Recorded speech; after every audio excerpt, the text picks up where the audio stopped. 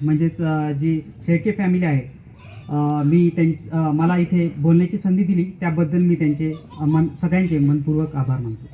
तसेच मी देवाकडे प्रार्थना करतो की मला हे देवाचे वचन सांगत असताना त्यांनी मला सहाय्य करावे आणि ते तुमच्यापर्यंत पोहोचवावे. जर आपण सर्व इथे सगळे विश्वासणारे ख्रिस्ती लोक जमलेले आहोत, तर आपण प्रत्येकजण हा पवित्र त्रैक्यावर विश्वास ठेवत असतो आणि पवित्र त्रैक्य हा एकच देव म्हणून आपण त्याच्यावर विश्वास ठेवतो आणि ह्याच पवित्र त्रैक्यावर मी आज तुमच्याशी बोलणार आहे. तर जर आपल्याला कोणी असा प्रश्न विचारला की देव कोण आहे, तर आपला साहजिकच उत्तर काय असेल, ते म्हणजे देव हा एक निर्माणकर्ता आहे, संपूर्ण सृष्टीचा जो निर्माणकर्ता आहे. आकाश, पृथ्वी, सर्व पशु पक्षी, जलचर हे सर्व त्याची निर्मिती आहेत. आणि महत्त्वाचे म्हणजे जे मनुष्य आहे तो सुद्धा ह्या निर्माणकर्त्याचीच म्हणजे देवाचीच निर्मिती आहे. तर जो निर्माणकर्ता आहे तो एकच आहे. अर्थात ज्या अर्थी निर्माणकर्ता हा एकच आहे, त्या अर्थी जो देव आहे तोही एकच आहे. आणि तो देव म्हणजे त्रैक्य आहे, पवित्र त्रैक्य हेच देव आहे. तर ह्या पवित्र त्रैक्याबद्दल अनेकांना गैरसमज असतात, अनेकांना शंका असतात. त्या आज आपण त्याच्यावर चर्चा करूया. तर आजचा माझा विषय पवित्र त्रैक्य आहे. तर आपण जर इतिहास बघायला गेलो तर इतिहासामध्ये देवाने त्याला मानणाऱ्या लोकांना हे जगापासून वेगळे केले. म्हणजे थोडक्यात मला सांगायचे असे की जेव्हा अब्राम होता, अब्रामाच्या काळामध्ये सर्व लोक देवापासून विभक्त झाले होते, ते पाठमोरे झाले होते. परंतु फक्त अब्रामच असा होता जो देवामध्ये वाढत होता. त्यामुळे देवाने ठरवले की त्याच्यापासून मी राष्ट्र बनवेल आणि त्याच्यापासून त्यांनी राष्ट्र बनवले आणि त्यांना आपण इस्रायली किंवा यहुदी असे ओळखतो. जर ह्या यहुदी लोकांबद्दल सांगायचं झाले तर हे जिवंत देवाला मानणारे लोक होते. आणि परमेश्वराने पण म्हणजे देवाने पण त्यांना निक्षून सांगितले होते. निर्गम 20:1-3-10 वचनामध्ये सांगितले होते की मी तुमचा देव आहे आणि तुम्हाला माझ्या अखेरीस इतर देव नसावे. हे स्पष्ट देवाने सांगितले होते. त्यामुळे यहुदी लोक सुद्धा एकाच देवाला मानत होते. आणि अर्थातच देवाने अजून एक गोष्ट यहुदी लोकांना सांगून ठेवली होती की मी तुमच्यासाठी, तुम्हाला सोडवण्यासाठी व तुम्हाला तारण्यासाठी मी मसीहा पाठवेल. आणि त्या मसीहाची ते लोक, यहुदी लोक आतुरतेने वाट बघत होते. आणि अशा रीतीने कालांतराने प्रभू येशू ख्रिस्तच हा मसीहा म्हणून या जगामध्ये आला. आणि प्रभू येशू ख्रिस्ताने या जुन्या करारामध्ये त्याच्याविषयी ज्या भविष्यवाण्या लिहून ठेवल्या होत्या त्या सर्व त्या येशू ख्रिस्ताने पूर्ण केल्या आणि त्याने हे दाखवून दिलं की तोच मसीहा मी आहे. परंतु तसं जर बघितलं गेलं, असं जरी असलं तरी जे कर्मठ यहुदी लोक होते ते येशू ख्रिस्ताला मसीहा मानत नव्हते. त्यांनी येशू ख्रिस्ताला मसीहा म्हणून स्वीकारले नाही, कारण ते त्यांच्या ज्ञानाच्या घमंडामुळे देवाला एका सीमेरेषेमध्ये अडकून ठेवत होते. ते त्यांच्या ज्ञानाच्या शास्त्रीय ज्ञानावर जास्त विश्वास ठेवत होते. ते खऱ्या देवाला ओळखण्यास तयार नव्हते. त्यामुळे त्यांनी येशू ख्रिस्ताला मसीहा म्हणून ओळखले नाही, कारण तो एका गोठ्यामध्ये जन्म घेतला त्यांनी. आणि एका गोठ्यामध्ये जन्म घेऊन तो एक साधारण नम्रतेची जीवन जगला. आणि त्याने आपल्याला दाखवून दिले की एक ख्रिस्ती जीवन किंवा देवामध्ये जीवन कसे जगावे हे त्याने आपल्याला दाखवण्यासाठी त्यांनी तसं जीवन जगलं. परंतु जे कर्मठ यहुदी होते त्यांना त्यांची संकल्पना ही मसीहाच्या विषयीची एक वेगळीच संकल्पना होती. त्यांना वाटत होते की मसीहा म्हणजे कोणतरी राजासारखा असेल आणि त्यासारखाच जन्माला येईल आणि त्यासारखा असेल, असं त्यांचं मत होतं. परंतु तसं न होता देवाची योजना ही वेगळीच होती आणि ते देवाच्या योजनेला त्यांनी ओळखलं नाही. परंतु जरी असं असले, परंतु काही यहुदी लोकांनी प्रभू येशू ख्रिस्ताला स्वीकारलं आणि त्याला स्वीकारून ते त्याचे अनुयायी झाले. आणि कालांतराने त्या लोकांना ख्रिस्ती असे ओळखू लागले, लोक ख्रिस्ती म्हणून ओळखू लागले. आणि अशा प्रकारे यहुदी लोकांमधून ख्रिस्ती लोक विभक्त झाले आणि ते ख्रिस्ताला आणि देवाला मानू लागले. तर अर्थातच ज्या अर्थी यहुदी लोक एकाच देवाला मानत होते, तसेच ख्रिस्ती लोकही एकाच देवाला मानतात. फक्त फरक हाच आहे की ते पवित्र त्रैक्याला मानतात. आणि त्रैक्य म्हणजे काय, तर तिघांमध्ये ऐक्य. आणि पवित्र त्रैक्य म्हणजे काय, तर स्वर्गीय पिता, पुत्र म्हणजे जोच प्रभू येशू ख्रिस्त आणि पवित्र आत्मा ह्या मिळून त्रैक्य होतात. हेच त्रैक्य आहे. तर ह्याची आपण एक इमेजद्वारे ते कसे आहे ते ओळखूया. तर स्वर्गीय पिता, पुत्र प्रभू येशू ख्रिस्त आणि पवित्र आत्मा. तसं पाहायला गेलं तर स्वर्गीय पिता हा प्रभू येशू ख्रिस्त नाही, स्वर्गीय पिता पवित्र आत्माही नाही, आणि पवित्र आत्मा स्वर्गीय पिता नाही किंवा पुत्र नाही, तसेच प्रभू येशू ख्रिस्त स्वर्गीय पिता किंवा पवित्र आत्मा नाही. परंतु तसं जरी असलं तरी त्यांच्या त्रैक्यामुळे ते एक देव आहेत. तर थोडक्यात हे वैयक्तिकरित्या जरी भिन्न असले परंतु ते एकच, त्यांच्या ऐक्यामुळे ते एकच देव ओळखले जातात. त्यांच्या स्वभावामध्ये ऐक्य आहे. ते तिघही पवित्र आहे आणि त्यांच्या विचारांमध्ये ऐक्य असल्यामुळे त्यांना एकच देव म्हणून ओळखले जाते. आता ह्यासाठी आपण उदाहरण बघू शकतो, जसे पती पत्नीचे उदाहरण. जर आपण पवित्र शास्त्रात बघितले तर आपल्या लक्षात येईल की उत्पत्ती 2:24 तसेच मार्क 10:8 मध्ये असले आणि अशा अनेक अध्यायात सांगितले आहे की पती व पत्नी हे दोन नसून तर ते एक असे समजले जातील, असे ओळखले जातील. त्याचप्रमाणे पिता, पुत्र आणि पवित्र आत्मा हे तीन देव नसून तर एकच देव म्हणून ओळखले जातील. तसेच दुसरं एक्झाम्पल जर बघायचं झालं तर कुटुंबामध्ये आपण बघतो आजी आजोबा असतात, तसेच आई वडील असतात आणि भाऊ बहिणी असतात. हे प्रत्येकजण घरामध्ये त्यांचं प्रत्येकाचा रोल वेगळा असतो आणि हे प्रत्येकजण वेगळे असतात. हे जरी प्रत्येकजण वेगळे असले परंतु कुटुंब म्हणून एकच ओळखले जातात आणि त्यांच्या आडनावाने ते एकच ओळखले जातात. त्याचप्रमाणे प्रभू येशू ख्रिस्त, स्वर्गीय पिता आणि पुत्र आणि पवित्र आत्मा हे तिघे वैयक्तिकरित्या भिन्न जरी असले तरी सुद्धा ते एकच देव म्हणून ओळखले जातात. तर त्रैक्याविषयी काही गैरसमज आहेत ते आपण बघूयात. पहिला गैरसमज असा आहे की त्रैक्य म्हणजे अवतार आहे. तर खरं तर हे चुकीचा गैरसमज आहे. कारण आपण जर बघितलं जेव्हा येशू ख्रिस्ताचं योहान बाप्तिस्मा करणारा योहान जेव्हा प्रभू येशू ख्रिस्ताला बाप्तिस्मा देत होता, जेव्हा तो पाण्यात त्याला डुबवत होता, त्यावेळेस आपण बघतो की आकाशातून वाणी झाली की हा माझा परमप्रिय पुत्र आहे आणि ह्याविषयी मी संतुष्ट आहे. आणि त्याच वेळेस आपण बघतो की कबुतराच्या स्वरूपात आपल्याला पवित्र आत्मा त्याच्यावर येताना दिसतो.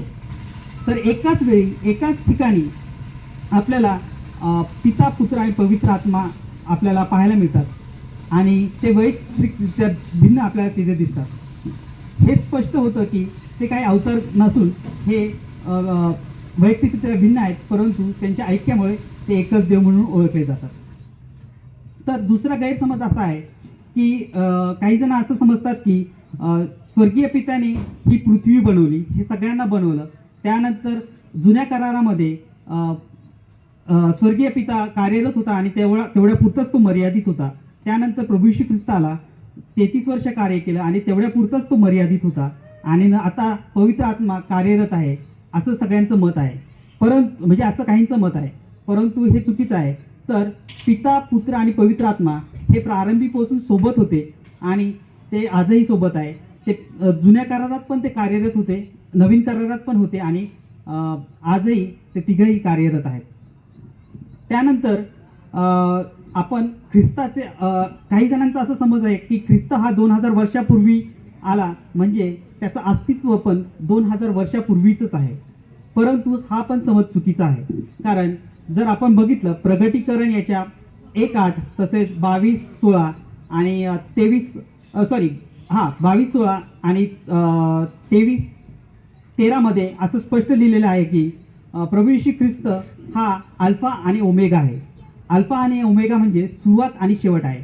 याचा अर्थ असा की प्रभू येशू ख्रिस्त हा सुरुवातीपासून होता आणि शेवटपर्यंत आहे. म्हणजेच त्रैक्य हे त्रैक्यविषयी पण आहे की ते अल्फा आणि ओमेगा आहे. यानंतर आपल्याला पाहायला मिळते की योहान 8:58 प्रभू येशू ख्रिस्त म्हणतो, एक पुरुषांना म्हणतो की मी अब्राम होता त्याच्या आधीपासूनचा आहे. आता खरं पाहायला गेलं तर येशू ख्रिस्त असं का म्हणतो? कारण अब्रामाचा जन्म म्हणजे अब्राम हा येशू ख्रिस्ताच्या 1750 वर्षा आधी येऊन गेला, पण तरी तो म्हणतो की मी अब्रामापूर्वीचा आहे. त्याचे कारण हेच आहे, तो आपल्याला हे सांगू इच्छितो की जरी माझा जन्म 2000 वर्षापूर्वी झालेला आहे, म्हणजे 2000 वर्षापूर्वी तेव्हा देवाचा जन्म येशू ख्रिस्ताचा जन्म झाला होता, तरी त्याचे अस्तित्व मात्र हे आधीपासूनचे आहे, हे तो तिथे आपल्याला सांगतो. आणि तसेच आपण योहान याच्या 17:5 मध्ये जरी बघितले तरी आपल्याला लक्षात येईल की तेव्हा येशू ख्रिस्त स्वर्गीय पित्याला संबोधून म्हणतो की हे पित्या, जग होण्यापूर्वी जे माझा गौरव तुझ्यामध्ये होता तोच आजही माझा गौरव ठेव. तर आपल्याला हे लक्षात येते की येशू ख्रिस्त याचे अस्तित्व मात्र पहिल्यापासूनच होते. जर येशू ख्रिस्ताचे अस्तित्व जसे पहिल्यापासून होते तसेच पवित्र आत्म्याचे पण आपल्याला रेफरन्स जुन्या करारामध्ये सापडतात. अनेक ठिकाणी जुन्या करारात आपल्याला पवित्र आत्म्याचे रेफरन्स सापडतात. त्यामधला पहिलाच रेफरन्स म्हणजे उत्पत्ती याचा पहिला अध्याय आणि दुसरं वचन. तसेच जुन्या करारातील गणना याचा 11व्या अध्यायात 25व्या वचनात असं लिहिलं आहे की जे मोशेवर पवित्र आत्मा होता तसाच 70 जणांवर पवित्र आत्मा आला आणि ते संदेश देऊ लागले. त्या पवित्र आत्म्याच्या आधारे ते संदेश देऊ लागले, परंतु त्यांच्या पापामुळे नंतर परत पवित्र आत्मा त्यांच्यातून गेला आणि ते संदेश त्यांना देता नाही आला. हे आपण गणना याच्या 21:11 मध्ये बघतो. याचाच अर्थ पवित्र आत्म्याचा रेफरन्स सुद्धा जुन्या करारात आपल्याला सापडतो. तसेच काही लोकांना असं वाटतं की ख्रिस्त काही म्हणजे जे विरोध करतात ख्रिस्ताला ते म्हणतात की बायबलमध्ये असे कुठे लिहिले आहेत की येशू ख्रिस्त म्हणून देव आहे, किंवा स्वतः येशू ख्रिस्त कुठं सांगतो की तो देव आहे, परंतु त्यांना बायबल पूर्णपणे समजलेलं नसतं, त्यामुळे ते असे बोलतात. खरं पाहायला गेलं तर आपण जर योहान कृप शुभवर्तमान याचा पहिला अध्याय जर बघितला आणि तो वाचला तर आपल्याला लक्षात येईल की तिथे क्लिअरली योहान म्हणतो की शब्द हा प्रारंभी शब्द होता, शब्द देवासह होता, शब्द देव होता आणि शब्द मनुष्य झाला आणि तो आमच्यामध्ये राहिला. तर आपण जर काळजीपूर्वक पहिला अध्याय वाचला तर आपल्या लक्षात येईल प्रभू येशू ख्रिस्ताला तिथे शब्द म्हणून सांगितले आहे आणि प्रभू येशू ख्रिस्तच शब्द आहे. तर प्रारंभी शब्द होता म्हणजे प्रभू येशू ख्रिस्त सुरुवातीपासून होता, नंतर तो देवासह होता म्हणजे तो स्वर्गीय पिता आणि पवित्र आत्म्याबरोबर होता, आणि त्याच्यानंतर शब्द देव होता म्हणजे स्वतः प्रभू येशू ख्रिस्त देव होता. म्हणजे त्रैक्याचं गुपित हे योहान पहिल्या अध्यायातच आपल्याला सांगतो. आणि पुढे असं म्हणतो की शब्द मनुष्य झाला म्हणजे प्रभू येशू ख्रिस्ताने या जगामध्ये प्रवेश केला आणि तो आमच्यामध्ये राहिला. येथे योहान 3 गोष्टी आपल्याला क्लिअर करतो. पहिली गोष्ट, प्रभू येशू ख्रिस्त हा सुरुवातीपासून आहे. दुसरी गोष्ट, प्रभू येशू ख्रिस्त हा देव आहे. आणि तिसरी गोष्ट, त्रैक्याचे गुपित आपल्याला इथे तो उघड करतो. तसेच मग ते आपण जर बघितलं तर प्रभू येशू ख्रिस्त आपल्याला तो प्रभू आहे हे आपल्याला एका अध्यायात सांगतो. ते म्हणजे मत्ते कृत शुभवर्तमान याचा 22वा अध्याय 42 वचन. त्यामध्ये तो म्हणतो की तो परुषांना म्हणतो की म्हणजे ते तुम्ही मसीहाला काय म्हणून ओळखता, तेव्हा तिथलचे जे परुषी असतात ते म्हणतात दाविदाचा पुत्र. तेव्हा प्रभू येशू ख्रिस्त त्यांना म्हणतो, जर तुम्ही मसीहाला दाविदाचा पुत्र म्हणतात तर दावीद त्या मसीहाला प्रभू असं का म्हणतो. तर येथे येशू ख्रिस्त आपल्याला क्लिअरली संदर्भ देताना बघतो की स्तोत्रसंहिता याच्या 110व्या अध्यायात पहिल्या वचनात असे लिहिले आहे की प्रभू माझ्या प्रभूला म्हणाला. येथे दावीद म्हणतो, प्रभू माझ्या प्रभूला म्हणाला की मी तुझे वैरी पदासन करूपर्यंत तू माझ्या उजव्या बाजूस बैस. तर येथे 2 टाईम प्रभू आलेले आहे, आणि 2 टाईम प्रभू म्हणजे पहिला जो प्रभू आहे तो स्वर्गीय पिता आणि दुसरा जो प्रभू आहे तो प्रभू येशू ख्रिस्त. आणि त्या कारणामुळे तेथील परुषांना प्रभू येशू ख्रिस्ताचा राग आला आणि ते त्याला मारण्यासाठी बघत होते.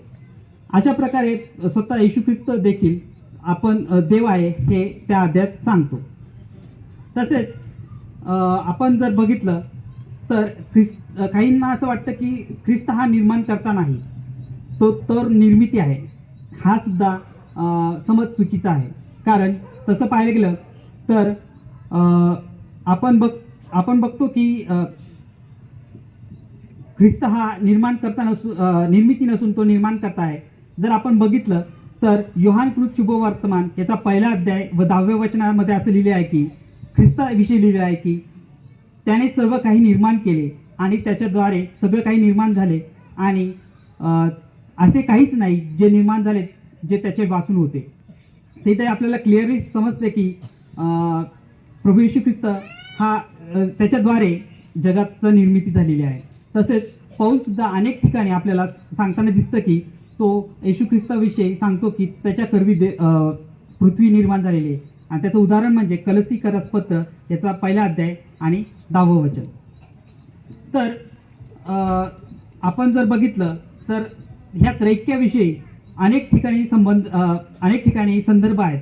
काहींना असं वाटतं की त्रैक्य हा शब्द तर पवित्र शास्त्रात नाहीच आहे, मग पवित्र त्रैक्य नाही आहे. परंतु असं नाही, पवित्र त्रैक्याचे संदर्भ आपल्याला भरपूर ठिकाणी पाहायला मिळतात आणि विशेष करून जुन्या करारात सुद्धा आपल्याला बघायला मिळतात. तर जुन्या करारात जर आपण बघितलं तर यशायाच्या 48वा अध्याय 12 ते 22 वचनावर जर आपण वाचलं तर आपल्याला लक्षात येईल. येथे 12व्या वचनात असे लिहिले आहे की हे याकोबा, हे इस्रायला, तू माझे ऐक, कारण मीच सुरुवात आणि मीच शेवट आहे. तर येथे आपल्याला लगेच क्लिअरली समजते की देव हा इस्रायलांशी बोलत आहे. जर आपण पुढे 16व्या अध्यायात बघितले तर असे लिहिले आहे की देवाने आणि त्याच्या आत्म्याने मला पाठविले आहे. तर ह्या ठिकाणी जो बोलत आहे तो प्रभू येशू ख्रिस्त आहे आणि तो सांगत आहे की मला स्वर्गीय पित्या आणि पवित्र आत्म्याने पाठविले आहे. तर इथे त्रैक्याचा एक मोठा संदर्भ आपल्याला जुन्या करारात पाहायला मिळतो. जुन्या करारात अजून एक गोष्ट आहे, यहुदी लोकांचं जे पवित्र शास्त्र आहे त्याला आपण तनक म्हणतो. आणि हे जे तनक आहे त्या काळामध्ये म्हणजे यहुदी लोकांची जी भाषा होती ती हिब्रू होती आणि ह्या हिब्रूमध्ये ते तनक हे पवित्र शास्त्र होतं. आपलं जे जुना करार आहेत आणि त्यांचं तनक हे सेम आहे. तर ते हिब्रू लँग्वेजमध्ये पहिले लिहिलं गेलं होतं आणि त्यामध्ये देवाला उद्देशून एखाद म्हणजे जो हिब्रू वर्ड आहे एखाद हे वापरलं गेलं होतं. आता एखाद याचा मिनिंग असा होतो की ऐक्य, आणि हा ऐक्य शब्द हा अशासाठी देवासाठी वापरला गेला कारण तिथे पवित्र शास्त्राला सांगायचं होतं की तो शब्द हा त्रैक्यासाठी वापरला गेला होता. कारण जर तसं पाहायला गेलं तर हिब्रू लँग्वेजमध्ये याखीद म्हणून हा शब्द आहे जो ओनली वन किंवा फक्त एक ह्यासाठी वापरू शकत होतो. जर देव एक असतात म्हणजे एकच देव असतात तर तिथे याखीद म्हणून वापरला जाऊ शकत होतं. पण तरीही त्रैक्यामुळे तिथे एखाद हा शब्द वापरला गेला होता. नंतर जर आपण बघितलं तर यहुदी लोकांनी तनकमधून हा एखाद शब्द काढून तिथे याखीद शब्द टाकला कारण तो त्रैक्याला सपोर्ट करत होता. त्यानंतर इलोहिम देवाविषयी इलोहिम नावाचा शब्द जो हिब्रूमध्ये होता तो तनकमध्ये वापरला गेला होता आणि ह्याचा अर्थ असा होतो की तो इलोहिम हा शब्द अनेक वचनी आहे आणि तो त्रैक्यासाठी वापरला गेला होता. ह्याचा एक वचनी जर शब्द बघायला गेलं तर आपण इलो शब्द हा ऐकला असेल. जेव्हा प्रभू येशू ख्रिस्त क्रुसावर असतो त्यावेळेस तो म्हणतो इलावा इलोई लबा सबकतनी, म्हणजे माझ्या देवा तू माझा त्याग का केलास. आणि हा इलोय शब्द म्हणजेच एक वचनी शब्द आहे आणि तो स्वर्गीय पित्याला तेव्हा म्हणतो माझ्या देवा तू माझा त्याग केलास. त्यामुळे तिथे इलोई शब्द आहे. जर तसं पाहायला गेलं तर हा इलोई शब्द जुन्या करारात आला असता, परंतु त्रैक्याला सांगण्यासाठी एलोहिम शब्द हा वापरला गेला आहे. तर ज्याप्रमाणे जुन्या करारामध्ये त्रैक्याचे आपल्याला संदर्भ सापडतात त्याचप्रमाणे नवीन करारामध्येही आपल्याला संदर्भ सापडतात. त्यातला एक संदर्भ सर्वात महत्त्वाचा संदर्भ म्हणजे मत्तेकृत शुभवर्तमान याचा 28वा अध्याय आणि 19 वचन. त्याच्यामध्ये प्रभू येशू ख्रिस्त त्याच्या शिष्यांना म्हणतो की जा संपूर्ण राष्ट्रांना शिष्य करा आणि पित्याच्या, पुत्राच्या आणि पवित्र आत्म्याच्या नावाने बाप्तिस्मा द्या. तर हा फार महत्त्वाचा संदर्भ पवित्र त्रेकेविषयी आपल्याला नवीन करारामध्ये पाहायला मिळतो. थोडक्यात मला हेच सांगायचं आहे की पवित्र त्रेक आपण ख्रिस्ती लोकांना पवित्र त्रेके ह्याबद्दल माहिती असणं फार गरजेचं आहे आणि हे आपल्यासाठी अनिवार्य आहे. आणि पवित्र त्रेके हे सुरुवात आणि शेवट आहे आणि हे आपल्याला माहिती असणं अनिवार्य आहे. कारण जर आपल्याला देवाची ओळख नसेल तर कदाचित आपण चुकीच्या मार्गाला जाऊ शकतो आणि चुकीच्या मार्गाला जाऊन आपण देवापासून दूर जाऊ शकतो. परंतु देवाची ही मुळीच इच्छा नाही की आपण त्याच्यापासून दूर जावं, तर त्याची इच्छा आहे की आपण त्याच्याबरोबर राहावं. म्हणून ह्यासाठी त्याने प्रभू येशू ख्रिस्त ह्याने या पृथ्वी तलावर स्वर्ग सोडून जन्म घेतला आणि स्वतःचा प्राण आपल्यासाठी दिला, यासाठी की जो कोणी त्याच्यावर विश्वास ठेवतो त्याचा नाश होणार नाही, तर त्याला सार्वकालिक जीवन प्राप्त होईल आणि तो देवाच्या घरात चिरकाल राहील. ह्या कारणासाठीच प्रभू येशू ख्रिस्त आपल्यामध्ये आला होता. तर देवाने आपल्याला प्रत्येकाला देवाच्या वचनात वाढवावे आणि तसेच आपण देवामध्ये वाढत देवाला जाणून घ्यावे आणि देवाबरोबर राहावे आणि परमेश्वराच्या घरात आपण प्रत्येकजण चिरकाल राहावे, यासाठी मी प्रभू चरणी प्रार्थना करतो. थँक्यू. आमेन.